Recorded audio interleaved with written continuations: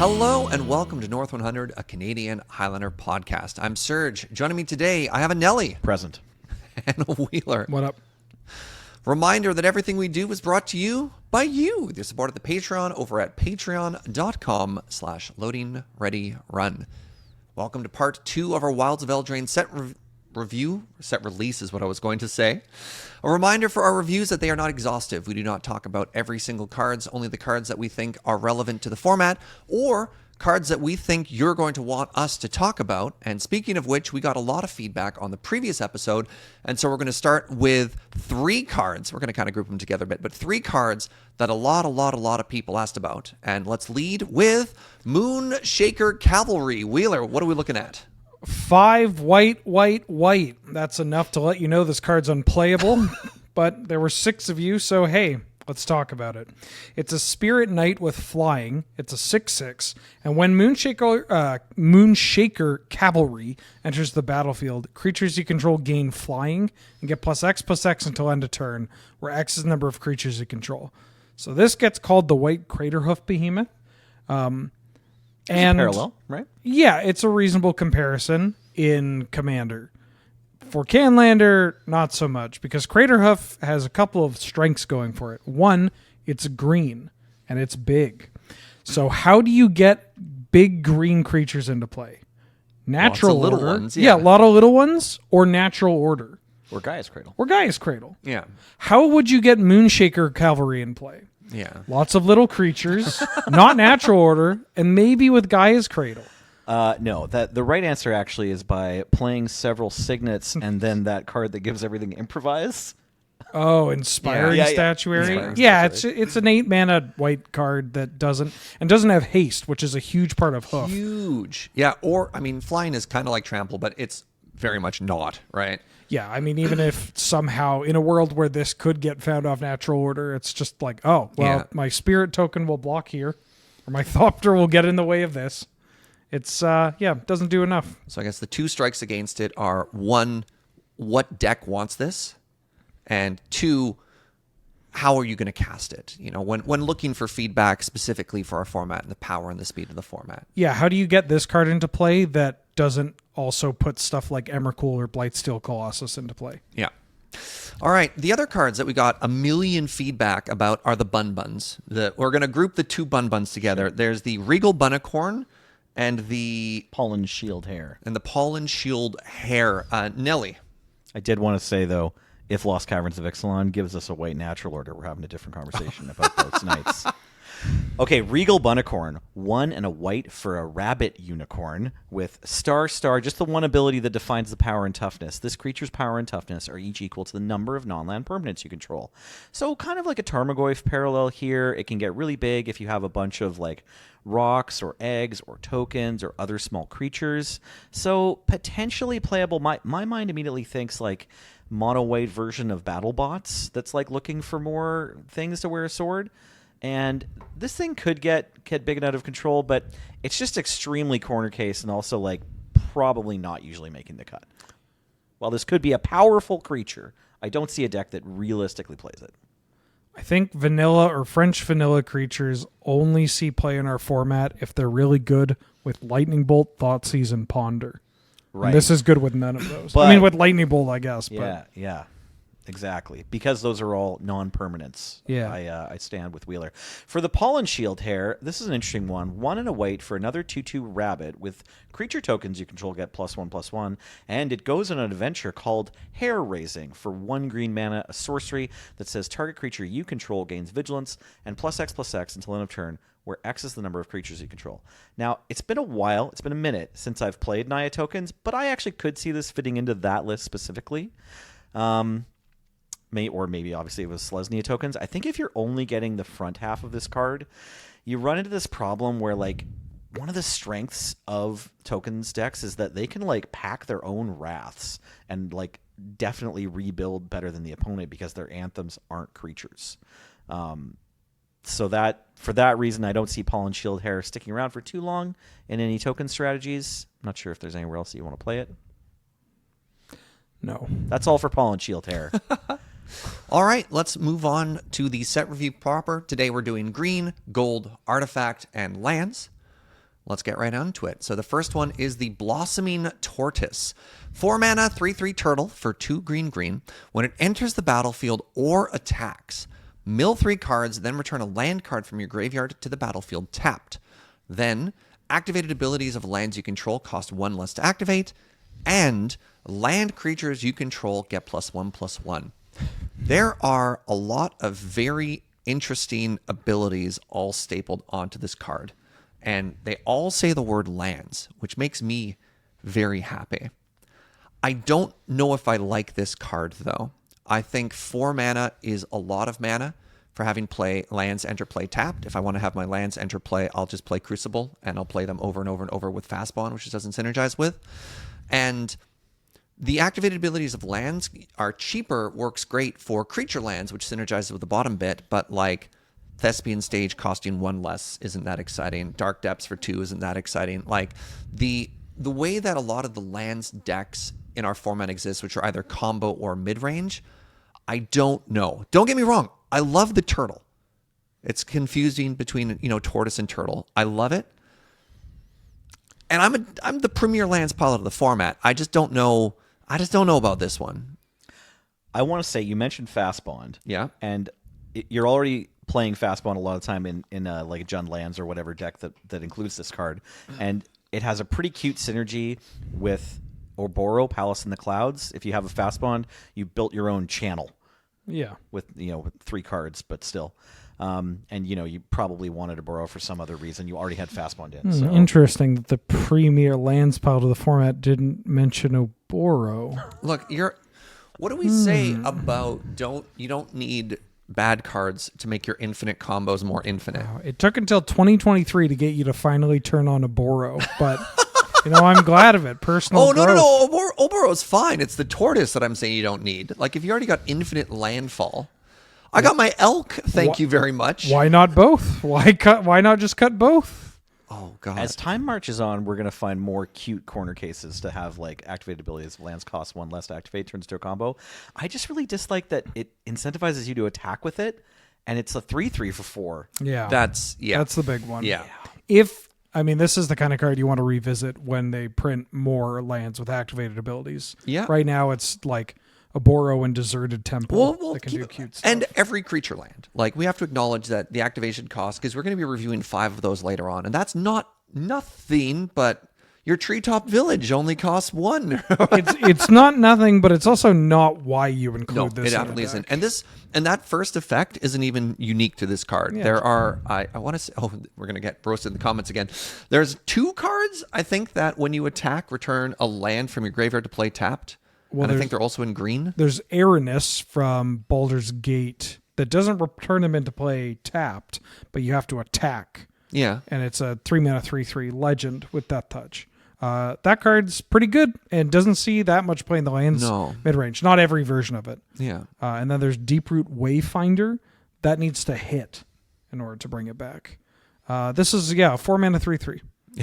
All right, let's move on then. Wheeler. Court of Garenbrig from the Commander decks. 1 green for an enchantment. When it ETBs, you become the Monarch. At the beginning of your upkeep, you distribute 2 1/1 counters among up to 2 target creatures you control. Then, if you're the Monarch, double the number of 1/1 counters on each creature you control. This is the only court in the cycle that is 3 mana. Yep. It happens to be green, which means that you're probably playing Mana Dorks already. So getting this out on turn 2 is pretty scary. And then, if you get to untap with that Mana Dork, it's a 3/3, which is a reasonable body to help you keep the Monarch. But if you kept the Monarch, it's actually a 5/5, right? Isn't that what it does? Yep. Yeah. Can you imagine curving this into turn 3 Minskin Boo? And then you're still the Monarch on turn 4? I can. Because your opponent's barely done anything yet? Yeah, that's going to be a quick game. This does have some downsides because it's still at a card that doesn't do anything the turn you played other than make you the Monarch. It's pretty bad if you're on the back foot. But it's Highlander, baby. We're clowning in this. We're high rolling every which way we can. Not to mention, counters decks have gotten a lot better and have actually picked up a couple of local tournament wins this year. This card's going to be a slam dunk in that. Yeah, is Papa Noel playing this card? No, that would be some 4-color Basta that is playing this Oh, card. it's for Pasta. Yeah. Sorry. I mean, Papa Noel could probably play this card too, but yeah, it's 3-mana Monarch card that makes your Llanowar Elf a 5/5. Cool. All right, Nelly. Loamcrafter Fawn. It's 2 and a green for a 3/3 Satyr Druid. When Loamcrafter Fawn enters the battlefield, you may discard 1 or more land cards. When you do, return up to that many target non-land permanent cards from your graveyard to your hand. Okay, really interesting take on like Magic's classic screw versus flood problem here. If you have a Loamcrafter Fawn in your deck, you can just choose not to play any of your extra lands that you don't think you're going to need, and then when you hit your Loamcrafter, you can turn them all into regrowths. There might be some combo potential. I'll admit, I looked at this card and I was just like, okay, yeah, maybe Jund Lands is going to play this because it like gets lands back to its hand more easily, regularly with like Wrenn and 6 or whatever, right? And then it can turn that into more value. 3/3 for 3, so I don't hate it. My brain wants to brew around this, which I don't know if that's an indication of it being good or not. But like some type of Life from the Loam recurring nightmare combination deck, which is simultaneously putting lands into your hand, but also like getting this in and out of your graveyard and other cards in and out of your graveyard. I don't know if it's good, but I want to do that. I'm looking forward to Serge's next FNPF appearance where like he gets an Omniscience into play, and then there's just like a Loamcrafter Fawn and a Life from the Loam and everything else from his graveyard just going like doo doo doo doo doo doo doo doo. No.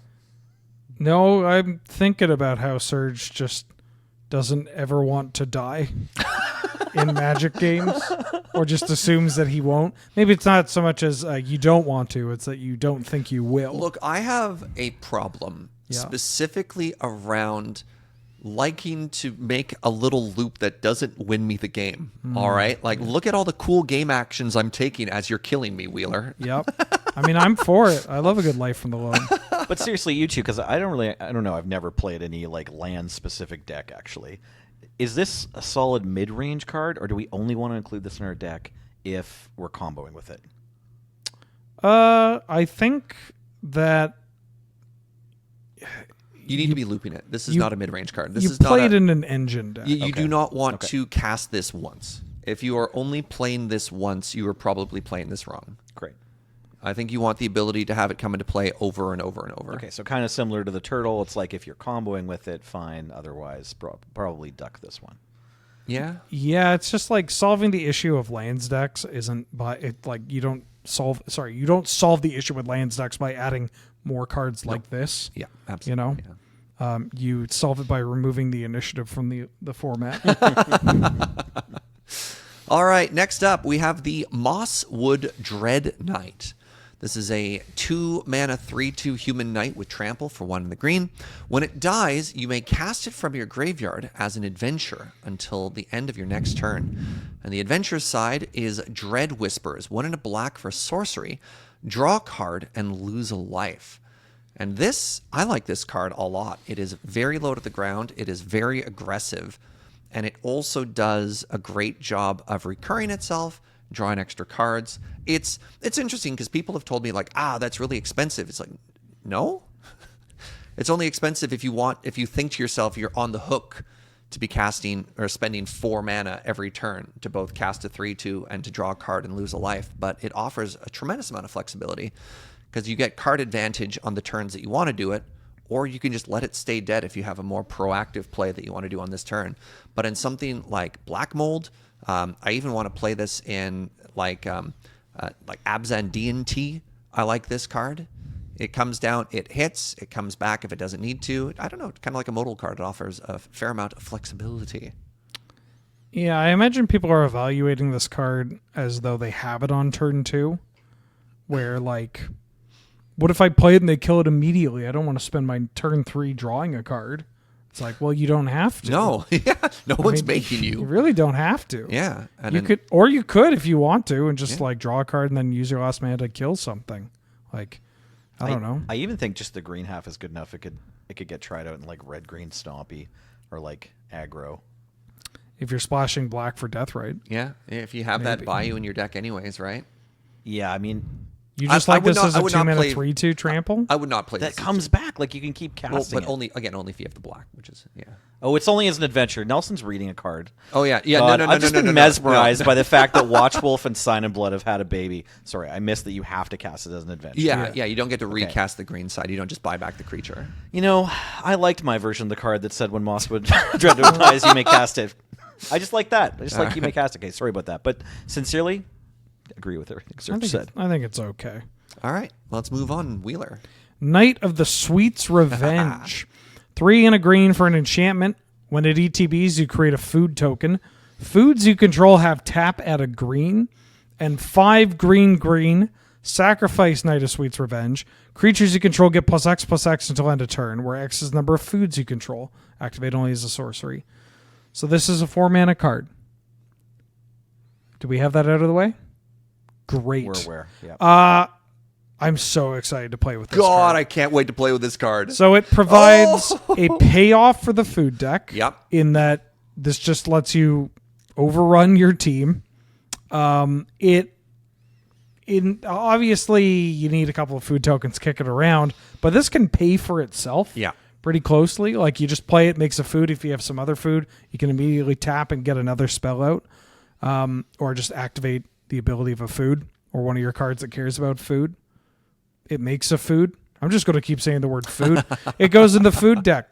We talked about the food deck. I think the food deck is real, especially after this set. And this is going to be something at the top of your curve, likely, that will help help you do something with all your food. All right, Nelly. Questing Druid. 1 and a green for a 1/1 human druid with whenever you cast a spell that's white, blue, black, or red, put a +1/+1 counter on Questing Druid. Hey, we got another grow creature for that deck. And it also has an adventure. 1 and a red, Seek the Beast. An instant, exile the top 2 cards of your library. Until your next end step, you may play those cards. I like it a lot. I think it makes... I mean, there was a while that Sorensen was playing... like all the grow creatures. Weary They and still Drying, are. yeah. Still Korean Drying in that deck. Oh, yeah. Haven't fought against Soren's opponent for a Well, while. deck's bad. Yeah, well, the format's moved on a little bit, but anyways, I don't know. Like, yeah, you want to play Rug Tempo, Rug Sorensen, this creature, and then you counter their spells. It's a tried and true formula. Also, this is my preferred version of the red card drawing that we've seen recently. I prefer to exile some cards and maybe cast them rather than discard my hand and then draw 2. Usually, so that's a plus for me. But yeah, seriously, I don't know. Like, you want to put it in like a teamer, I'd play mid-rangey this. deck or aggro deck. I think. I'd play it in Rug Blitz. Sure. Yeah, I'd play it in Sorensen. I'd play it in decks that I don't think are going to win a tournament in the next year, but they're fun and they're things that you can do. They're good F&M decks. Yeah. You could play this in F&M decks. All right. Next up, the Royal Treatment. 1 mana instant for single green pip. Target creature gains control. Target creature you control gains hexproof until end of turn, and create a royal roll token attached to that creature. The royal in question, enchanted creature gets +1/+1 and has ward 1. Stay your blades, peasants. This seems solid. This is another version of Blossoming Defense, Snakeskin Veil, Thank Vines you. of Vastwood. Vines Yes. of Astwood. Well, Tyvar stand? not Vines of Astwood specifically, because it has the +1/+1 permanently on it afterwards. So like Blossoming Defense is a close one. But yeah, Vines of Astwood, it protects your Well, creature. Blossoming Defense is also temporary, +2/+2. Oh, I'm sorry. Snakeskin Veil is the Snakeskin counter. is the one that I'm thinking Right. about. Yeah. Yeah. Yeah. I like this card basically just for Infect. I don't know how many of the pump decks are looking for something just like this, but you can always absolutely goozle your opponent. It's interesting that it is an aura. So if you like the +1/+1 counter on your Blossoming Defense for the counters deck, you might like this as a one-off combat trick in like a Sanctum Stompy kind of deck, because it's an aura, and every now and then they will try and kill your Enchantress. So this is kind of like a haha, get him sort of thing. But I'm just realizing that now. What's that? Well, because I thought this was just going to be going in 5-color Berserk, but no, it's like Enchantress gets a really good Blossoming Defense, and that sucks. Yeah, well, we talk about this every now and then, that combat tricks are criminally underrepresented in our format, and you can just absolutely get people because they never think to play around them. So, maybe you give somebody the old royal treatment, elbow, elbow, nudge, nudge. All right. Shall we move on? Yes, let's. Tangle Span Lookout. 2 and a green for a 2/3 satyr with whenever an aura enters the battlefield under your control, draw a card. This is an enchantress, but it's a very specific type of enchantress. The enchantment actually has the ETB, which has upsides in some cases, such as with roll tokens or with other token generation, or returning things with Savine's Reclamation and Friends. Obviously, you don't get the benefit of if your aura gets countered, you don't get to draw the card, and that stinks. And you also have to pay this 3 mana 2/3, and that stinks. But I got news for you. You don't care if your cards stink because you're playing Sanctum Stompy. Or you're playing some kind of Bant hexproof deck with a bunch of different pairs of pants. And if you want redundancy for that kind of like this kind of enchantress effect, you can give this a shot. It's not seeing play in normal enchantress or like the green-white combo or the Bant combo. But if you are loading up on the auras, it's fine. Redundancy. You probably need more of these in that deck anyways, because all of your enchantments have the blowout potential of your card getting killed, and they could also just be irrelevant in regards to the board state. It's a struggle. It's a struggle. But you have Tangle Span Lookout. So there's that. Hey, their makeup game is on point. Yeah. All right. Nelly, take us home with the last green card. It's the Huntsman's Redemption, a saga for 2 and a green, with the first chapter being create a 3/3 green beast creature token. Oh, I think I know who the huntsman in question is. The second chapter is you may sacrifice a creature. If you do, search your library for a creature or basic land card, reveal it, and put it into your hand, then shuffle. And the third chapter is up to 2 target creatures, each get +2/+2 and gain trample until end of turn. Kids, this really tells Garrick's story really accurately. More than that, though, I think this card's like generically very powerful. You're getting a Centaur Courser and then 2 other effects, both of which are extremely powerful and that you would typically be willing to spend 2 and then 3 mana on. Right? Like if it's like if you can count it as a Diabolic Intent for the second chapter, which is kind of close. That's close to the parallel I can think of. Mm-hmm. And then the third chapter is like various combat tricks do this, usually for 3 mana. And you might not really be willing to spend that third 3 mana, but Diabolic Intent does get played in Canadian Highlander. And yeah, I don't know. I think this card's real cool. I will probably try it in Hoof, honestly. Anything that says search your library for a creature, I'm usually willing to put in Hoof at least once. Yeah, I think I like this card. Sandy B too, maybe? Maybe. I don't know. Like that deck has started playing some dorkier cards in it. And on one hand, those dorky cards can be converted into good cards with the Huntsman's Redemption. On the other hand, making a 3/3 and then having to wait is a little awkward. Yeah. You can kind of look at it like a suspend spell almost, right, which is kind of fun. This card is most assuredly better than it looks, too. And it already looks pretty good, right?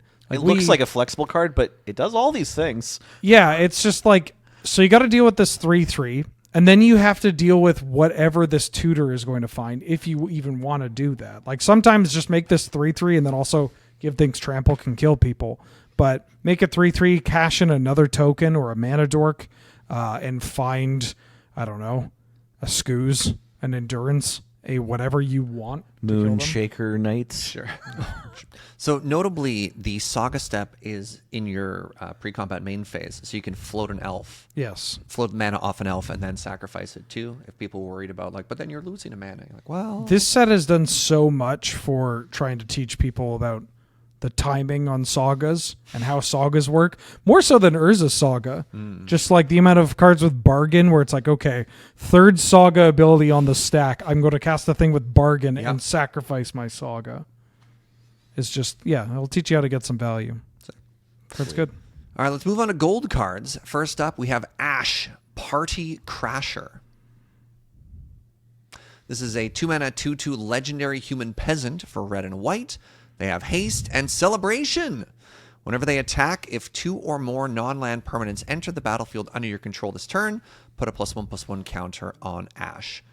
I like this in 3 decks. Well, first off, it's an aggressively costed red-white creature with a keyword ability and a relevant triggered ability on the constellation there. It will grow. It's kind of neat. I like this in red-white equipment. There are 2 criteria I want on creatures in equipment deck. They have to have haste or double strike because they can just pick up something and go. The grow ability is kind of nice to go up there. It's a human, which is pretty relevant in a deck that's probably going to have a lot of like cheap permanents come in, so you might be able to grow. And it's also a cheap legend for like the Naya Legends deck, which is kind of interesting there. That being said, 2 mana is extremely, extremely competitive. This is maybe going to be like the 103rd card, 105th card in a lot of those lists. You could play it if you have room for it, but especially in red and white at 2 mana, this will likely get outclassed unless you kind of want to make a point of including it just to kind of play around with it. All right, Wheeler. Eldraine of the Wild Court. 2 green and a white for a 4/4 legendary human knight from the commander set.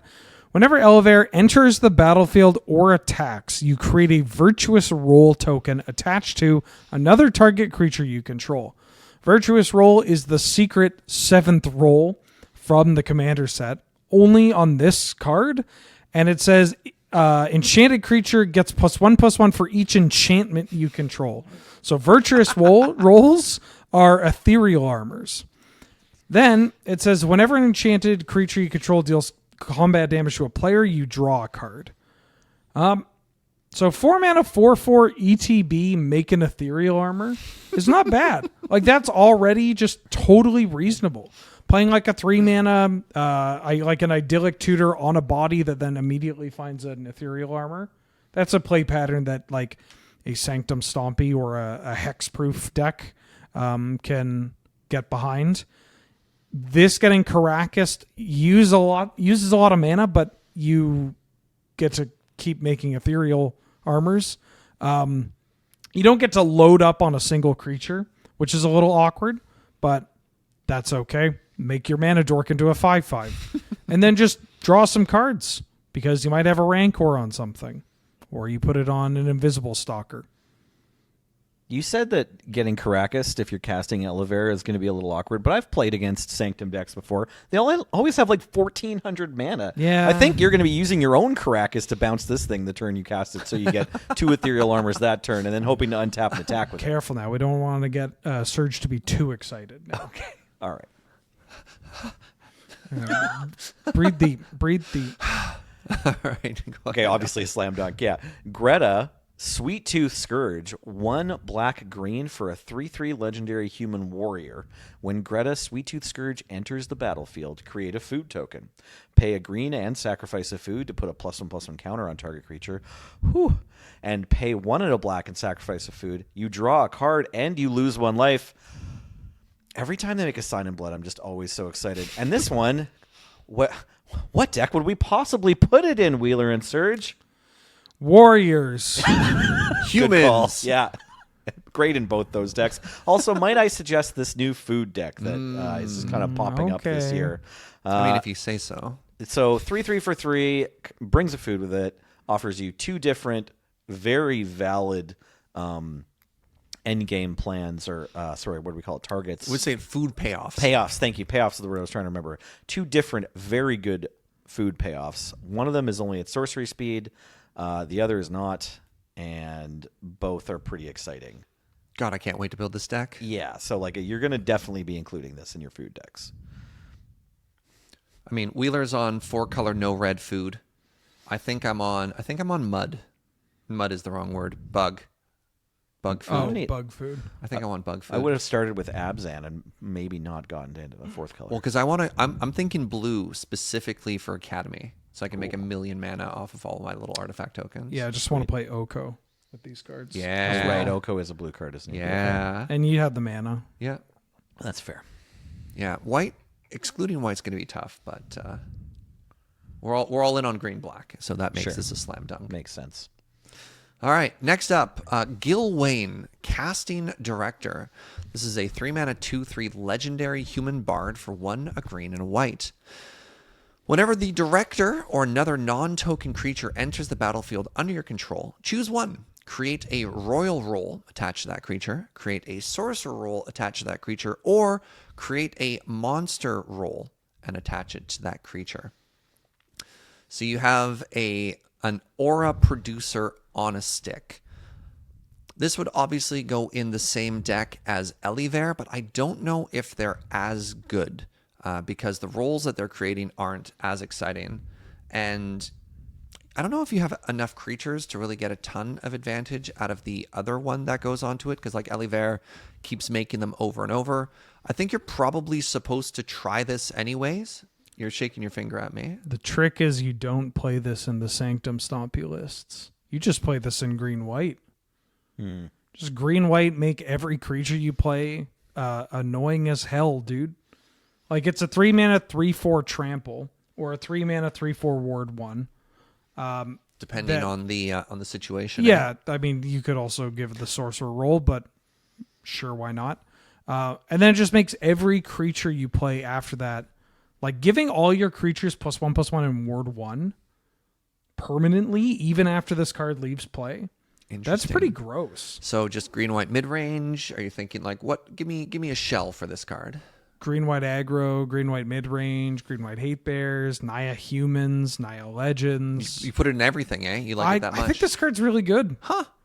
Yeah. It is important to remember that it puts one of the roll tokens on itself when it enters the battlefield. Yeah. As well, yeah. And that sorcerer roll, gives you an out to be like, if I have a mana dork and hand, like say I have a hand with only 2 lands mana dork this turn too, the other 3 could be 5 drops, and you're like, it's cool. I'll just sorcerer roll my way into the other mana. Yeah. Huh? It's also you don't care if it gets Caracas, but if you kind of care it gets Caracas, you just put a royal roll on it. And then they won't. Make They'll them never spend do 2 it. mana for it. No one's yeah. ever paid the 1 in the history of Magic. All right, I stand completely corrected. I didn't even evaluate it that way. I got too fixated on the fact that rolls were auras. If this one was mine, I would have led with the same exact thought line that you did, because I look at this after looking at Eldraine, and I'm like, oh, this, the deck wants to play fewer creatures. Colored glasses, I know. Yeah. Yeah, and Eldraine's more exciting, but yeah, no, I dig that. Sick. All right, that appraisal. good call, Wheeler. Next up, my friend. Likeness Looter. Blue and a black for a 1/1 fairy shapeshifter with flying. Tap, draw a card, and discard a card. Pay X. Likeness Looter becomes a copy of target creature card in your graveyard with mana value X. Except it has flying and this ability.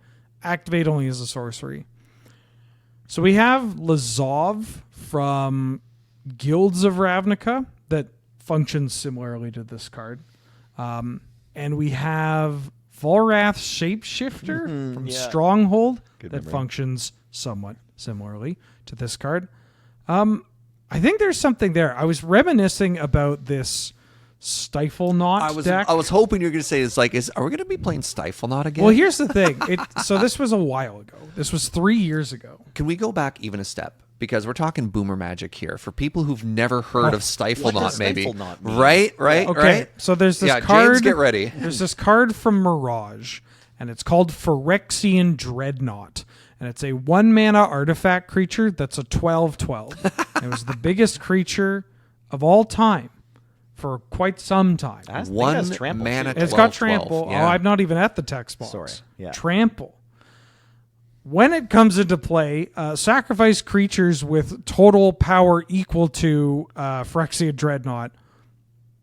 That's it. The modern templating is just that. So you sacrifice all your creatures, or if you can't get up to 12, you have to sacrifice the Dreadnought itself. Yeah. You combine this with Stifle, 1 mana counter target triggered or activated ability. And we have a couple of different Stifles nowadays. quite We a have a few. couple of different ways of getting around this. Slip out the back. The return of these phasing cards as well can let you phase out your Dreadnought with this ability on the stack. Dress Down removes those abilities, but still lets you play a 1 mana 12/12 trample. Well, not trample when the Dress Down's in play, but a 1 mana 12/12. And it's not just goofy, but it's also threatening. Well, this used to Right? be. This is like a very real archetype in the history of Magic. Like Stifle Knot used to kill people. Yeah. Not in Highlander, but in No. Magic. Legacy, Yeah. In Magic, yeah. But in Highlander, 3 years ago, as a joke on stream, I was like, check out this meme Stifle Knot deck I built. Ha ha honk honk. I think I maybe dropped one game over like 7 hours, or one match rather. Like it put up numbers. You have a redundancy on ways of actually sneaking these cards into play, or protect, or like if they get dealt with, copying them with. I mean, we only had Lazov, but now we have Likeness Looter, so it goes right in that. Or just protecting them through, now we have Slip Out the Back and the phasing cards instead of God knows what I was playing back then. But it doesn't even have to be Dreadnought. Like copying Uro is pretty hot.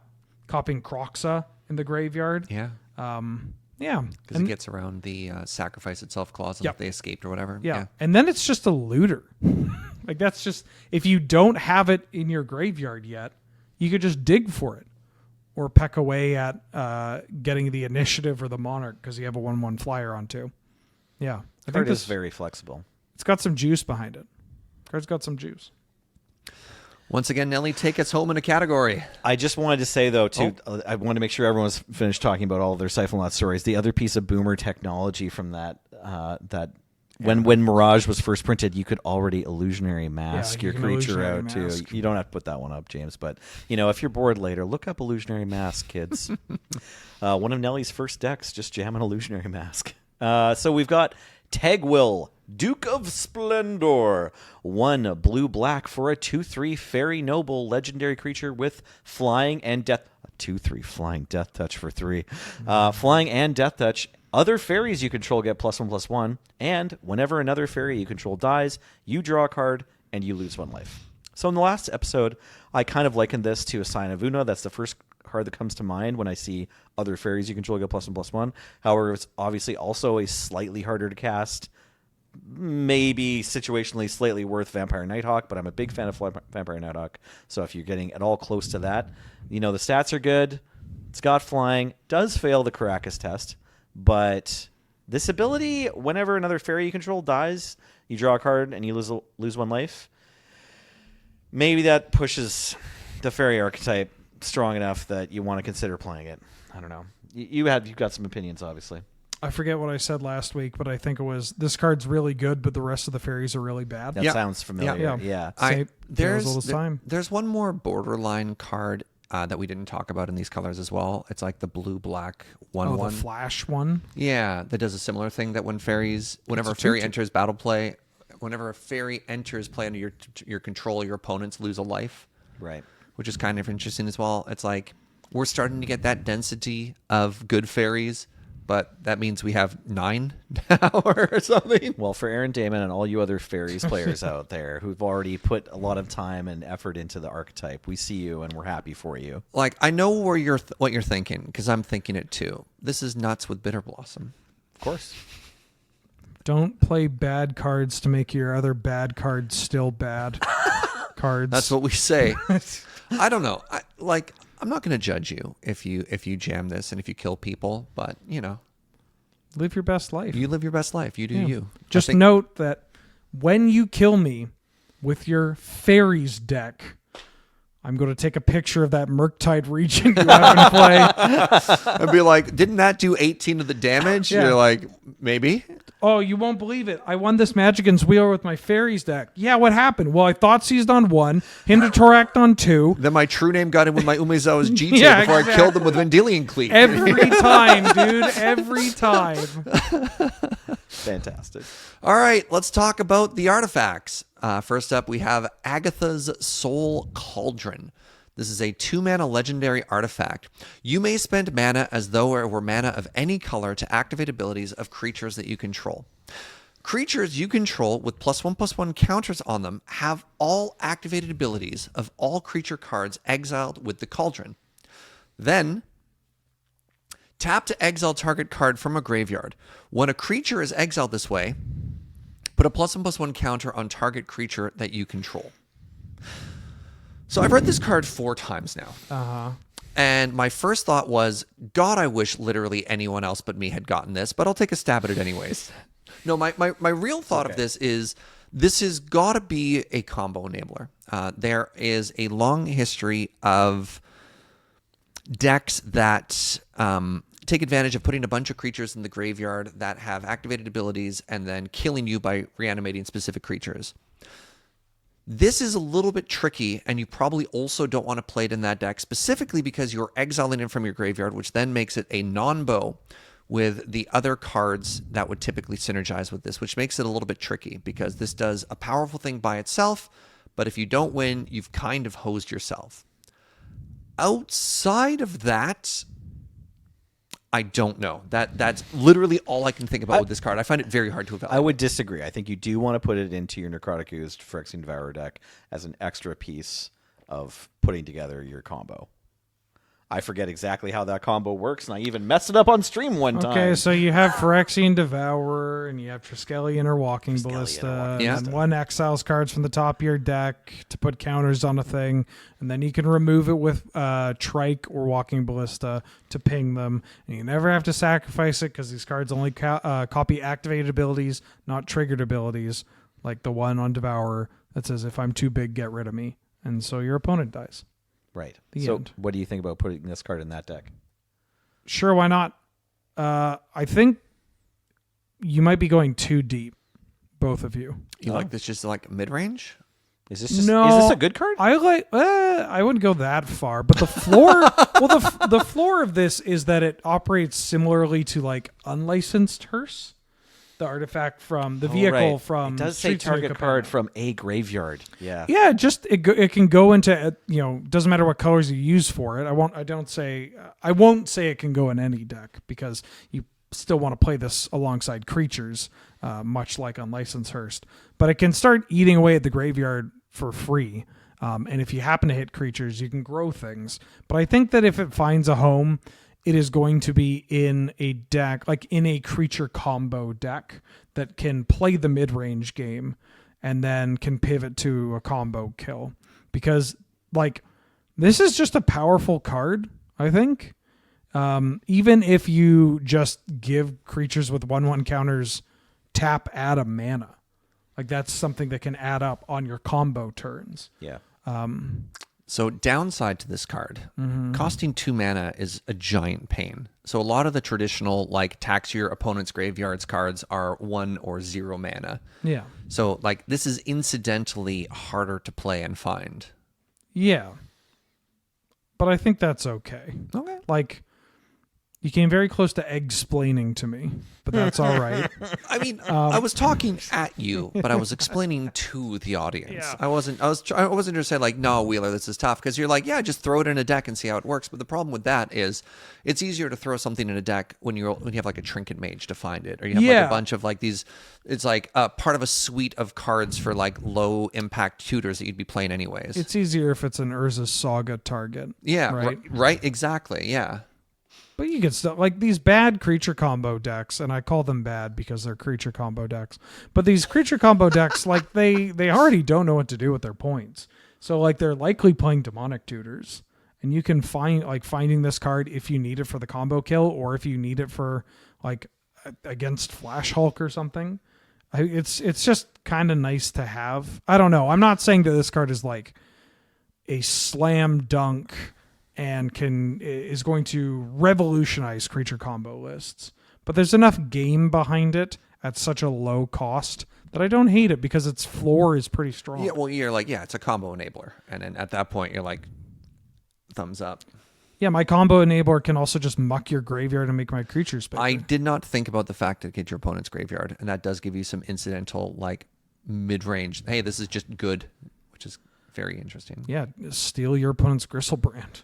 Like, yeah, I was about to say that. Like, sorry, I wanted that exact thing. Like, I wanted to say, like, when you brought up Unlicensed, it's like Serge made the important point. Like, don't put this in your deck thinking it's a Tormod's Crypt, that you're like it's going to be your emergency panic button to take out their graveyard. But like during a game, like an Unlicensed Hearse will often kind of ruin your day if you're trying to live out of your graveyard. Yeah, and for 2 mana, you might just like incidentally totally ruin someone by stealing their Gristlebrand, or I don't know if you get their Scavenging Ooze. That's kind of funny and redundant, but also relevant. Even just hitting somebody's Walking Ballista. Yeah. You know, that's kind of gross. Or Llanowar Elves, you mentioned. Yeah. Yep. Sick. All right, let's move on. Wheeler. Candy Trail, Egg Alert, 1 mana artifact that is a food clue. When Candy Trail enters the battlefield, you scry 2, and you can pay 2 generic, tap, draw a card, and gain 3 life. I think this card is replacing Brainstone for me. That's really my analysis for this. Is that it's not like we got all these skull bombs in one, which are nice because pay 1 to play it, pay 1 to sack it, draw a card. That's all I need. That's all I want. Doesn't have to get complicated. So easy to please, yeah. 2 mana to sacrifice this, and you don't get, it doesn't filter for mana, can actually be a lot, which sounds weird to say when you're tapping your Tolarian Academy or going off with Clan Ironworks, but trust me, in the survival steps of the game, it can be a lot. But I think that this is good enough and helps you survive well enough that it is going to show up in eggs. And it is likely going to show up in eggs replacing Brainstone, another card that has a very expensive activated ability, which is also 2. That's my egg review. It's an alright egg. Nelson. Okay. We've got Sir Ginger the Meal Ender. The fans clamored for her, and now she's here riding on a beautiful gingerbread stallion. If you're just listening to the podcast, do yourself a favor and go look at the art of Sir Ginger the Meal Ender. For 2 mana, which you could cast with an Ancient Tomb. Is that how we should still be doing it? Anyways, legendary artifact creature Food Knight, a 3/1 with abilities. Sir Ginger the Meal Ender has trample, hexproof, and haste as long as an opponent controls a planeswalker. Whenever another artifact you control is put into a graveyard from the battlefield, put a +1/+1 counter on Sir Ginger and scry 1. Pay 2 mana and tap, sacrifice this, you gain life equal to its power. Very cool card here, and it takes a minute to kind of analyze all of the cool things. Let's start with the generic food ability. Right away, you're going to generally gain at least 3. But if it's other abilities we talked about, or like auras or swords or whatever have anything to do with it, sometimes you're going to gain just a ton of life off of this. There's been a few of these they've made now where they're like specifically Planeswalker hate cards. And this card having trample and haste, as like hexproof is nice too, but specifically trample and haste is like pretty weird and scary.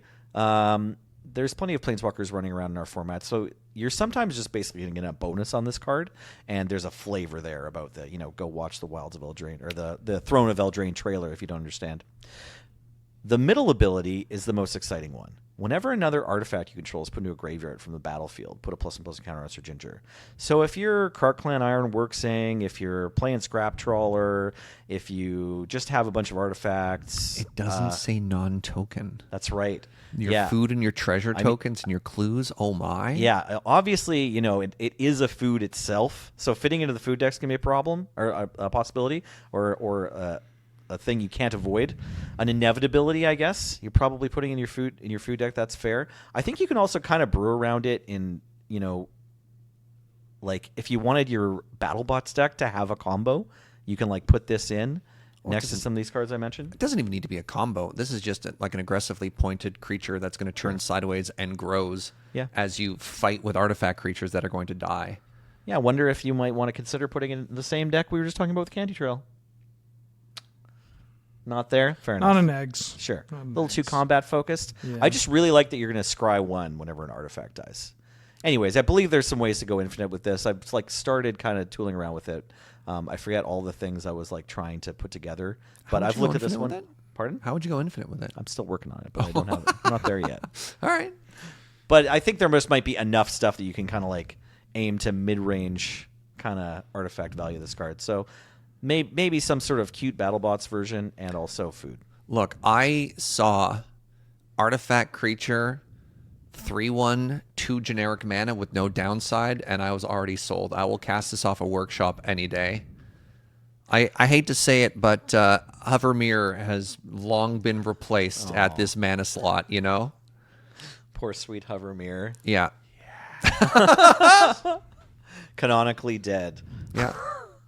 I mean, and speaking of cards that go into that, segues nicely to our next card, the Ironcrag. This is a 2-mana legendary mana rock. So 2 mana, taps to add a colorless, and whenever a legendary creature enters the battlefield under your control, you may have the Ironcrag become a legendary equipment artifact named Everflame. If you do, it gains 3 mana, or pardon me, equip cost of 3 mana, equipped creature gets +3/+3, and then loses all other abilities. So, notable for the templating here. 1, when it becomes an equipment, it ceases to be a mana rock. It is a rock, and then it's a sword, and that's it. 2, the and loses other abilities is only for the Iron Crag. That's how it notes that it loses the mana. It doesn't make the creature it's equipped to lose the abilities. So it is a rock that becomes a blade.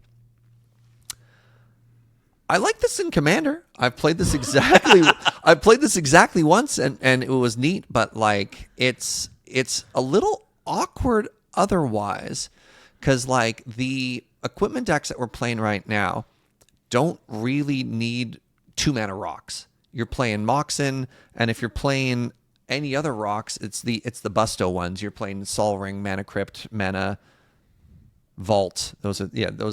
You're not really looking for this.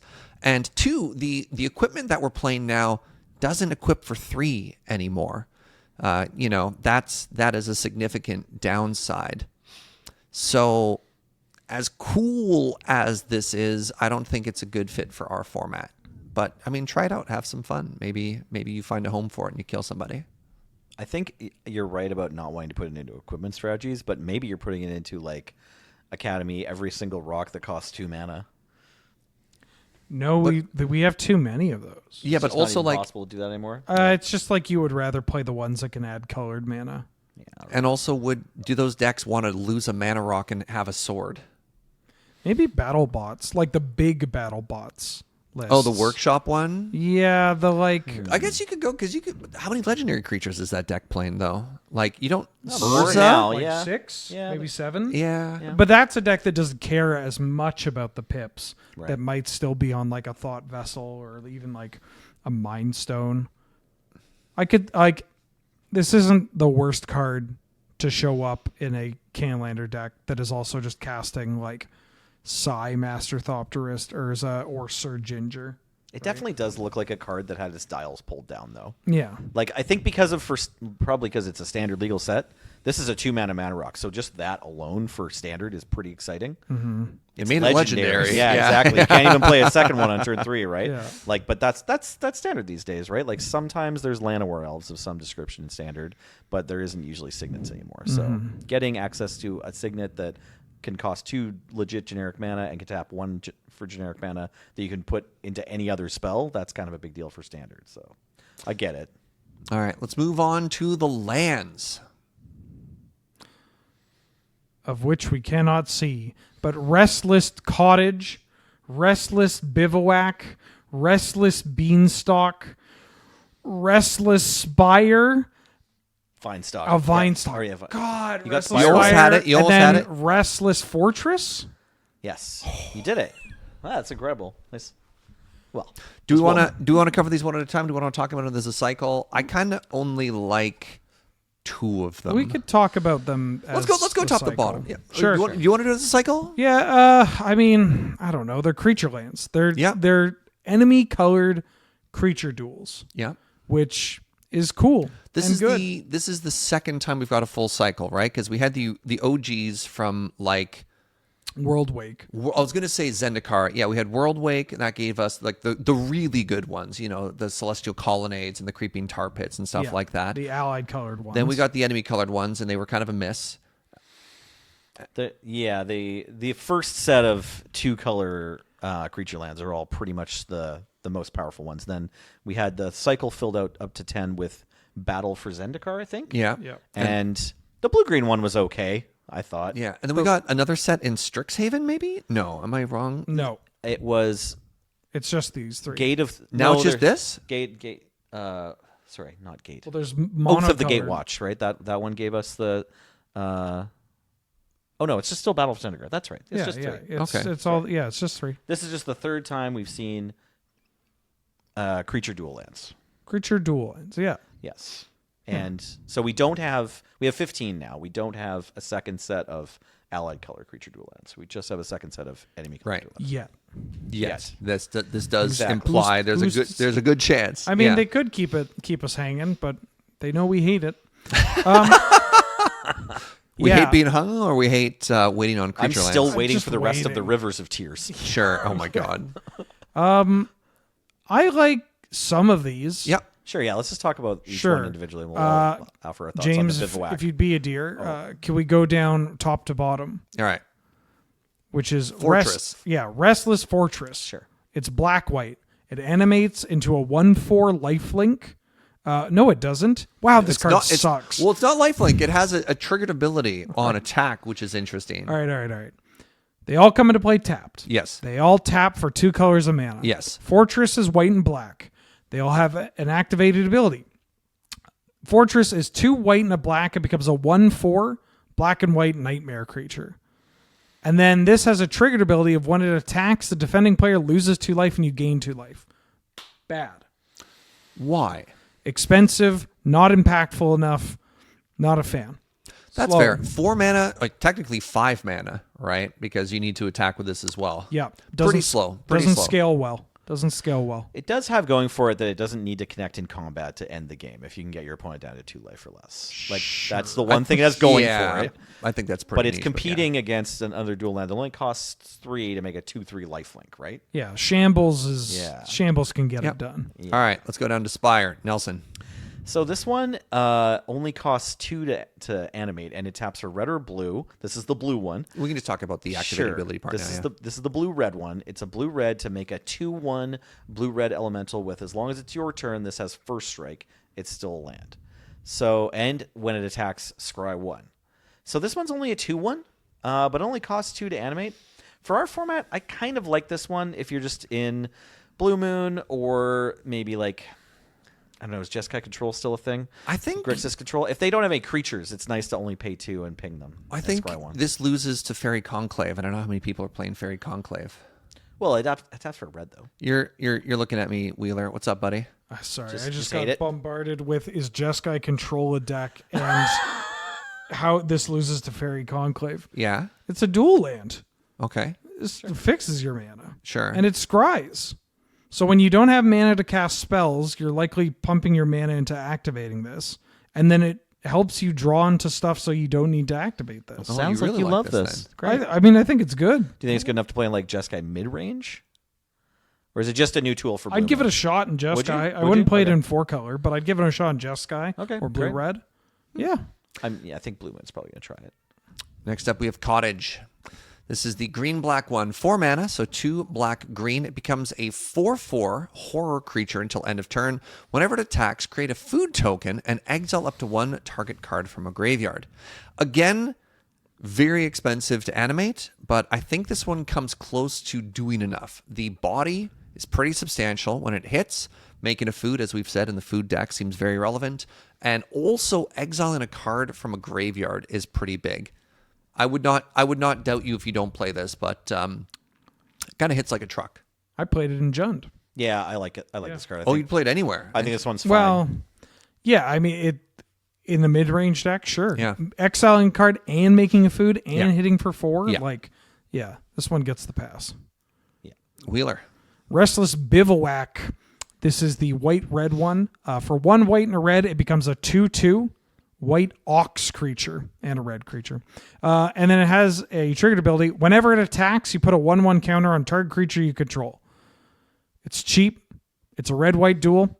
Red-white, just some of the worst mana you've ever seen. It's true. And so it'll take anything. Yeah. I want to get it out of the way before either of my co-hosts mention it. You can't use the Raging Ravine trick with this one. So they figured us out.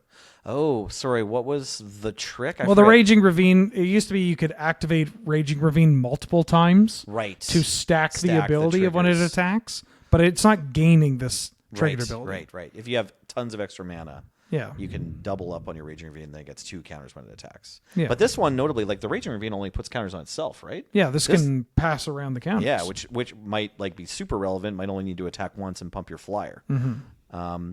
Comparing this one, I think, is important too to its predecessor. You used to have like I want to say 4 mana to It activate. was Needle Spires. Yeah, The Needle Spires old- is like a yeah. really expensive double striker, right? It was a 2/1 double strike, which in the decks that I mean, red-white kind of can take advantage of that, but I like this better. I like thought this it was way only better. a 1/1 double No, strike. it's a 2/1. It's a 2/1. Is it a 2-1? Okay. Yeah, 2/1. Well, Neospires has not been on a lot of battlefields I've seen, so it's just not Nope. that popular. I think this one is overall better. Yeah. Actually. And last but not least, Finally, the Vine Stock, the blue-green one. It's 3 blue-green to activate, so 5 mana, the most expensive of the bunch, but it becomes a 5/5 trample, and when it attacks, up to one other target creature gets base power and toughness 3/3 until end of turn. I don't know. This does obviously, like you might just kill your opponent with one swing, so that's sweet, but that better be the plan because you're spending 6 mana to do this, right? Like you're paying 5 to animate your 5/5 trample. If you need to attack a second time with your Vine Stock, like your opponent might kill you instead. It's just so much mana. I don't know. It does benefit from being a blue-green duel, and Sure. so like the creature lands that add blue get a little more juice from them because, well, you're a blue deck, and then the creature lands that add green get a little more juice because, well, they're a green deck. Because you're a green deck. Yeah. Yeah. I Well, that's fair. literally can't remember what did it have like hexproof or something? It's a 4 mana to activate 3/3 hexproof. That is what it was. And I played yeah. it a ton in Curb Your Enthusiasm, Lumbering and I really Falls. liked it in that Okay. deck specifically. I do like the play pattern of this card that you can Okay. animate, attack, make their big thing a 3/3, and then it can't. Oh my god, it doesn't say you control. Yeah, it's any Yeah, target you creature. can shrink their stuff. Nelly, You like not this better reading a now? card right again. Yeah. Nope, I'm on board now. I think it's This going to is be going fine. into your curb deck now as your win well, con? I haven't played Curb in forever. You but can boost your elf, or you could shrink their whatever. yeah, just in general. I don't know if you're like, I don't know. God, people bring all sorts of 4-color and Sultai control decks. Like, so this could see some cool homes. Yeah. No, I think suddenly I'm on board if you can shrink their creature. All right. Yeah. All right, we got a little messy at the end there when we were talking about the restless stuff, but what do you think of this set, gentlemen? Do you Wheeler. want me to say the Yeah, negative? sure. Well, That's okay. fine. Sorry to I'll clarify. do it if you don't It's want not to. negative. I don't think this is negativity. This is, after all, is a set review. Yeah. We're here to review these cards for the sake of Canadian Highlander. I cannot think of any card in this set that shows up outside of like Beseech the Mirror that shows up in a top performing deck of the format. Why, without like the individual pilot making a conscious like, well, it's I'm gonna try probably this worse out. than this Yeah, other yeah, card, but yeah. I'm going to try it out.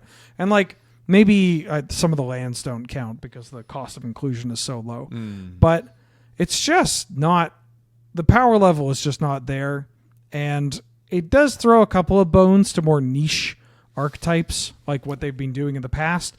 But even then, it's heavily weighed on the food deck. I mean, if the food deck actually exists Yeah. from this, great. That's cool. But like Sanctum Stompy getting a couple of like extra auras is whatever, right? I don't think it's going and to. another enchantress. Yeah. Yeah. It's just, it feels too late. You Yes. know? Yeah. And it's very funny because it feels like a set that would have been great if it came out before Eldraine. Right? Yeah. That's funny. If this card, They've turned the knob too far. Yeah. The first Eldraine was too cracked. yeah, which is fine. It's Yeah. okay. Yeah. We got Lord of the Rings. Yeah. I need time to process Bowmasters and the One Ring. Yeah, I need to just keep dying to the One Ring a couple more times. we found like 50 cards that we want to either like address because you asked, or we do think fit into the various niche archetypes we talked about. So I don't know. That's great for a set. It's nice that if you're designing sets and they're fun to play with in other formats, that when they come to Canadian Highlander, that's like, well, there's that one black tutor that's good. Yeah, I'm not complaining. Again, like this is how it should be. Most set reviews are 3-parters. We are down 20 to 30 cards that we normally talk about in a set. Just meta picture for the viewers at home when we talk about a more underpowered set. It's like not only are the cards we are talking about not quite punching above their weight, but the sheer quantity of cards that we're talking about this, because this set is so synergy focused. That means that a lot of them work well together, but they don't really work well in an Eternal format, right? Also, just like, what's the best card in this set? Like Monstrous Roll, the one red one pump red spell? mana Yeah. plus Yeah. yeah, maybe. Like That's not exciting, right? You're right. Yeah, it's cool, but it's not like It'll it's clearly kill not- people. yeah, it's not going to create a new archetype or Yeah. like be the thing that everyone's still talking about next year. Yeah. It's not questing beast exciting. Well, thank God. It's not seasoned dungeoneer exciting. I'm kind of glad though, right? I don't want another initiative yet. Yeah, absolutely. You know, give me some time to cook with the food deck. You know, For typical expansions, if we're only doing 2-parters, like if there's only like 25 to 50 cards that we would care about, I think that's great. And then when the next whatever Horizons or something comes out, it's like, okay, maybe we We need are to- getting Modern Horizons 3 this year. Or next year. next year. Yeah, it's like then maybe that one takes a while to digest Yeah. because straight to high point though. I am absolutely thrilled to brew this cook deck. yeah. I looking forward to think it. I think it is really interesting. It's something that we've been watching come together for probably like 18 months now. A hot minute. Yeah. Since Modern Horizons 2. Yeah, we've been like, I think this is real. I think this is getting there. I think we're starting to get a density of support for this, and coming to a food fight near you or whatever. Yes, chef. Any other final thoughts, closing remarks? I had a great time with the PPR. I don't know. Looking forward to losing to your food decks. Sick. Then with that, friends, let's call it there. Thank you so much for listening to our 2-part set review. As always, if you disagree on our valuation, if there's any cards you think we missed, let us know down in the comments below. Honestly, a lot of very, very thoughtful and engaging comments. We do read them. My particular favorite was that one comment when we said we read the comments, who said, "I don't believe you. You don't read the comments." We're like, what? What? Yeah, of course we do. It's our job. A reminder that everything we do is brought to you by you with your support over the Patreon, patreon.com/loadingreadyrun. I've been Serge, joined by Nelly, I was here. Wheeler. What up? Shout out to James on Tech. And we'll see you in the next episode. Bye-bye.